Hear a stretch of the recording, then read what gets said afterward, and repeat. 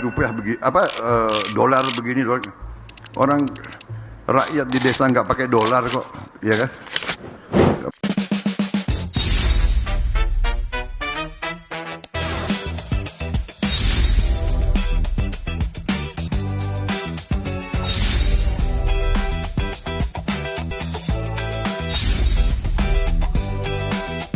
Kasus ini terjadi pada Mei 2026 ketika nilai tukar rupiah melemah hingga sekitar 17.800 per dolar Amerika Serikat.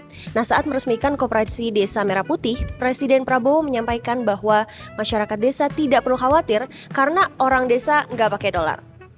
Nah, bagaimana respon publik? Sebenarnya tujuan dari pernyataan tersebut adalah untuk menenangkan masyarakat. Namun, ucapan itu justru memicu banyak kritik, mulai dari akademisi, petani, dan juga nelayan menjelaskan bahwa meskipun mereka tidak menggunakan dolar secara langsung, mereka tetap merasakan dampaknya karena melalui kenaikan harga pupuk, bahan bakar, pestisida, dan kebutuhan lainnya. Nah, kenapa menjadi sorotan?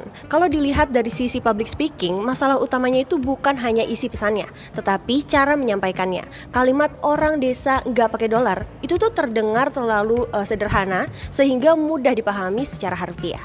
Nah, akibatnya, banyak masyarakat merasa kondisi mereka tuh tidak dipahami, padahal maksud awalnya adalah untuk menenangkan situasi. Dari kasus ini dapat dilihat bahwa dalam komunikasi krisis, seorang juru bicara harus memilih kata-kata yang tepat.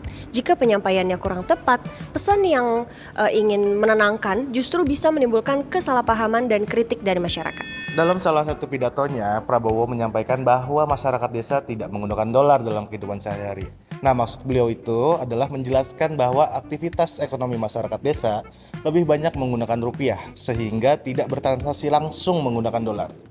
Namun, karena pernyataan tersebut disampaikan tanpa konteks yang cukup, potongan video tersebar luas di media sosial dan memicu berbagai kritik dari masyarakat. Menurut kami, permasalahan utamanya bukan pada isi pesan, melainkan pada cara penyampaiannya. Kalimat yang terlalu sederhana, kurangnya penjelasan mengenai hubungan kurs dolar dengan ekonomi nasional, serta tidak mengantisipasi penyebaran potongan video di media sosial, membuat pesan mudah disalahartikan.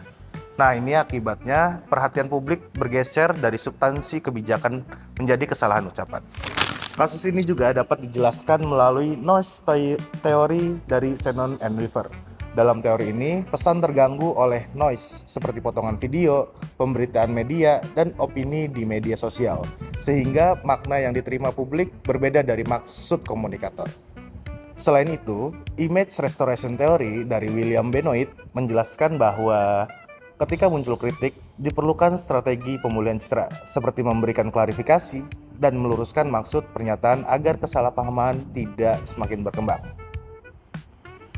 Nah, kesimpulannya dari kasus ini menunjukkan bahwa keberhasilan public speaking tidak hanya bergantung pada isi pesan, tetapi juga pada pemilihan kata, pemberian konteks, dan kemampuan mengantisipasi respon publik, terutama di era media sosial.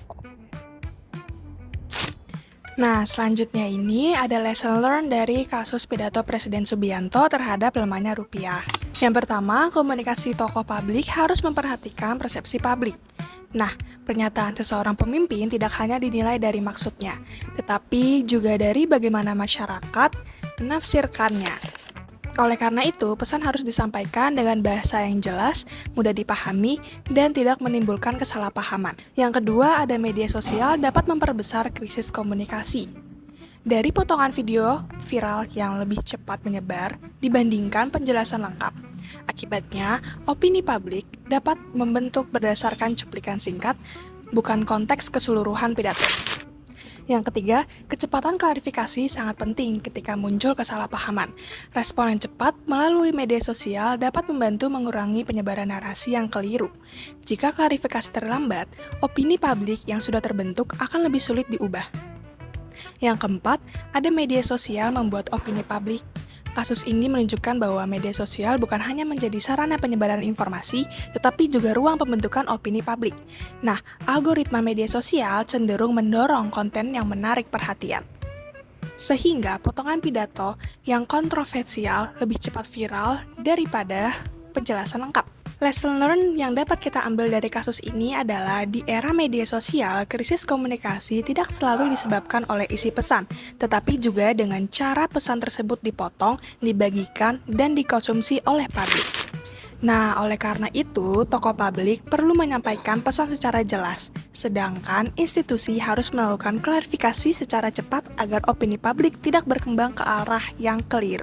Dari lesson learned yang telah dijelaskan, terdapat beberapa rekomendasi yang dapat diterapkan untuk meningkatkan efektivitas public speaking pada kasus ini. Yang pertama, gunakan pendekatan yang lebih empatik saat membahas isu sensitif.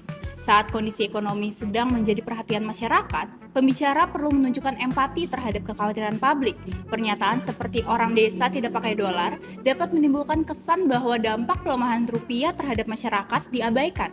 Padahal kenaikan nilai dolar dapat mempengaruhi harga kebutuhan pokok. Yang kedua, berikan konteks yang jelas agar pesan tidak menimbulkan multitafsir. Setiap pernyataan perlu disertai penjelasan yang lengkap agar audiens memahami maksud sebenarnya. Tanpa konteks, pesan mudah dipahami secara berbeda dan berpotensi menimbulkan kesalahpahaman. Yang ketiga, pilih diksi yang lebih hati-hati dan mudah dipahami audiens. Pemilihan kata dalam public speaking sangat mempengaruhi persepsi publik. Menggunakan bahasa yang lebih netral dan tepat dapat membantu menjaga fokus audiens pada isi pesan, bukan pada kontroversi yang muncul. Yang keempat, antisipasi persepsi publik sebelum menyampaikan pidato. Sebelum berbicara di depan publik, pembicara perlu mempertimbangkan bagaimana pernyataan akan diterima oleh berbagai kalangan. Hal ini penting untuk mengurangi potensi kontroversi dan menjaga kredibilitas pembicara.